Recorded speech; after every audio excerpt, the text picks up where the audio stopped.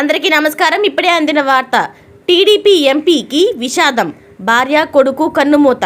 ఈ విషయాలన్నీ తెలుసుకునే ముందు వీడియోని పూర్తిగా చూడండి, అప్పుడే మీకు పూర్తిగా అర్థమవుతుంది. అదేవిధంగా చాలామంది సబ్స్క్రైబ్ చేసుకోకుండా వీడియోని చూస్తున్నారు, దయచేసి సబ్స్క్రైబ్ చేసుకోండి.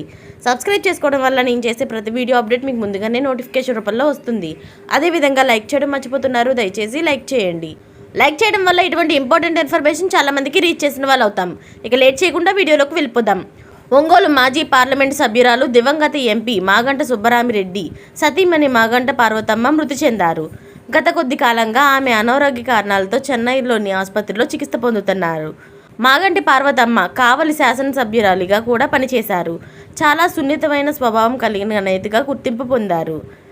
దీంతో ప్రస్తుత ఒంగోలు ఎంపీ మాగంట శ్రీనివాసరెడ్డి ఇంట్లో విషాదం నెలకొంది.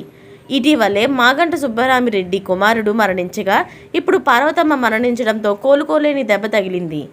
మాగుంట పార్వతమ్మ అనారోగ్య కారణంగా ఈ రోజు ఉదయం 6:15 చెన్నైలోని అపోలో ఆసుపత్రిలో చికిత్స పొందుతూ మరణించారు.